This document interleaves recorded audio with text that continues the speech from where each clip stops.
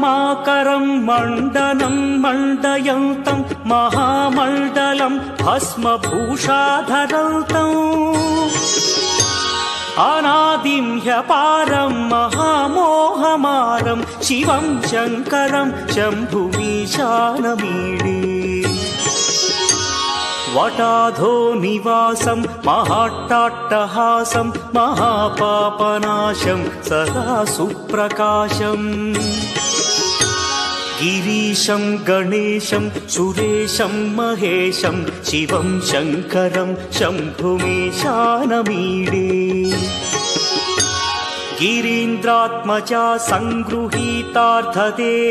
गिरौ संस्थितं सर्वदा पन्नगेहम्